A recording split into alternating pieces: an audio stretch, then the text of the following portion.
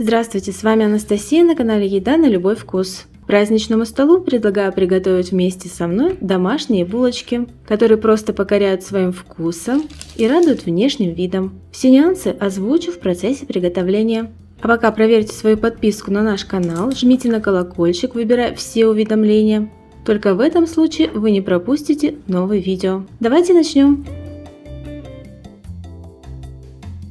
Из общего количества муки по рецепту отмеряем вот такие столовые ложки с горкой в количестве 6 штук. Это и будет 120 грамм. Высыпаем к этим 120 граммам чайную ложку сахара.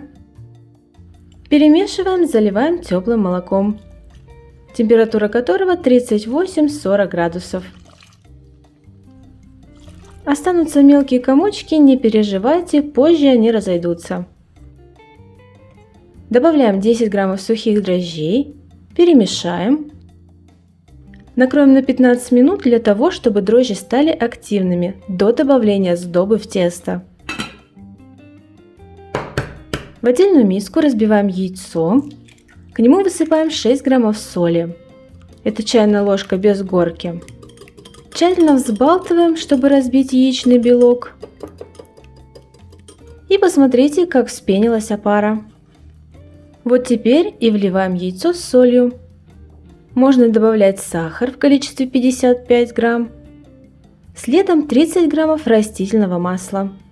Беру подсолнечное рафинированное. Тщательно перемешаем. Подсыпаем еще муку. Всего изначально подготовила 500 граммов муки. Из них 120 было использовано для опары. Остальное будем добавлять постепенно, по мере необходимости. Благодаря предварительной активации дрожжей тесто будет подниматься лучше, даже с большим количеством сдобы. Тесто становится гуще, можно добавлять еще 50 граммов сливочного растопленного масла. Почему в тесто добавляется и сливочное, и растительное? Все просто. Сливочное масло дает именно вкус, а растительное масло делает изделия более мягкими. Замешиваем тесто руками около 5 минут. Как видите, оно совсем не липкое, и работать с ним одно удовольствие.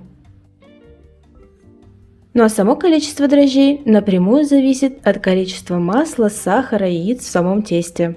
Чем меньше будет такой сдобы, тем меньше понадобится дрожжей. Обязательно это учитывайте, если не хотите, чтобы получилась у вас твердая плотная выпечка. Оставим его, накрываем, примерно на 1,5 часа в теплом месте.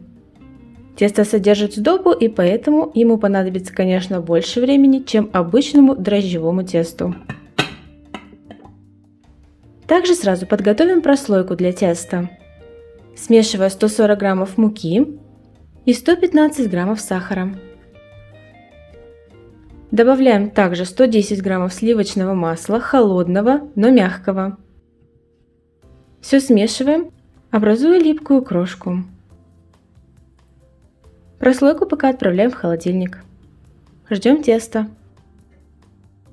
И что ж, тесто готово к разделке. Оно не липнет к рукам, но все равно стол будем присыпать мукой, так же как и само тесто, совсем чуть-чуть. Обминать, кстати, тесто не нужно, сразу раскатываем, растягивая, подсыпая.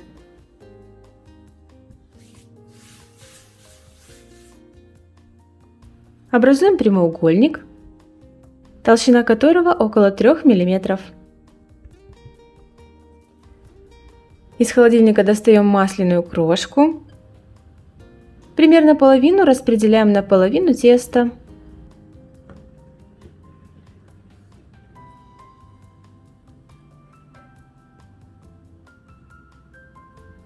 Накрываем крошку второй половиной теста. Пройдемся скалкой, тем самым придавливая слой. Снова берем половину крошки из той, что осталось. Повторяем процесс складывания теста.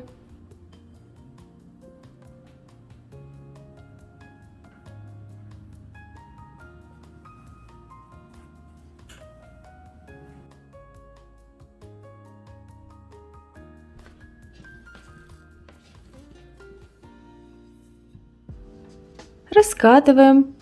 Повторим процесс прослаивания 3-й раз.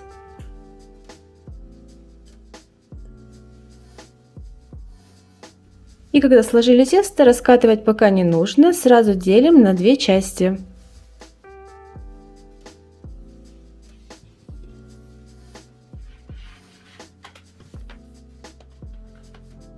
Затем каждую часть еще на 6.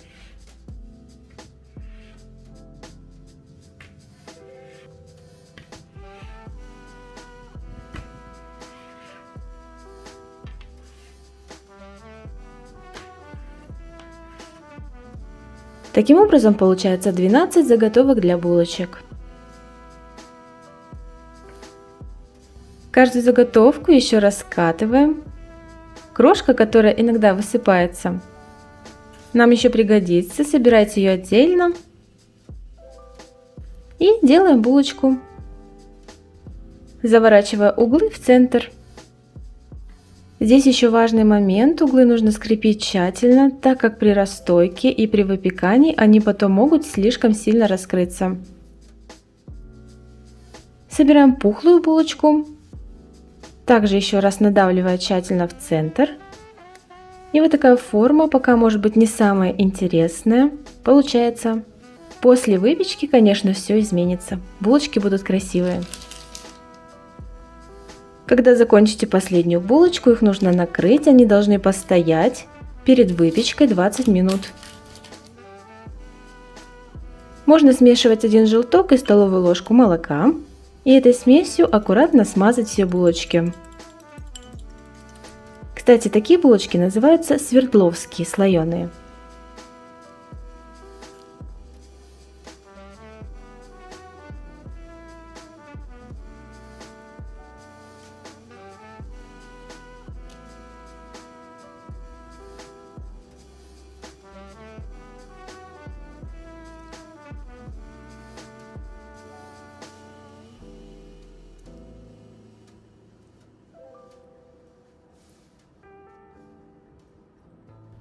Остатки крошки просто высыпаем сверху, распределяя на булочки, и можно выпекать.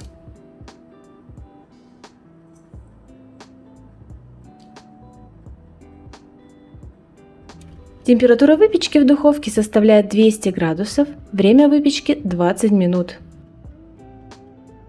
Если духовка у вас более сильная, то температуру можно снизить до 190 градусов.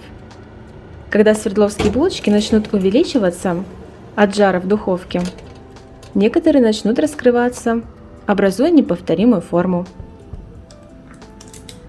И вот какая красота! Вы только посмотрите! Жаль, только аромат через экран вам не передать.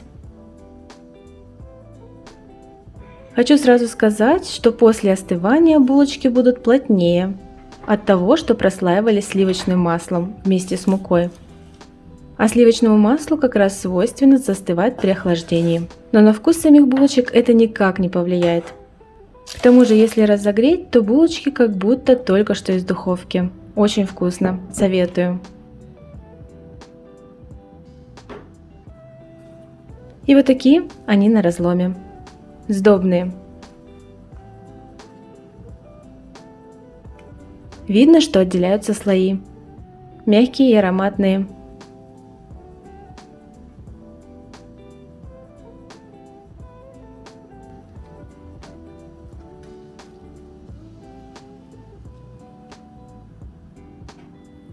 Ставьте нравится, делитесь этим рецептом с друзьями, оставляйте комментарии, это все лучшая благодарность от вас. Прощаюсь с вами ненадолго, до нового видео, оно совсем скоро, пока!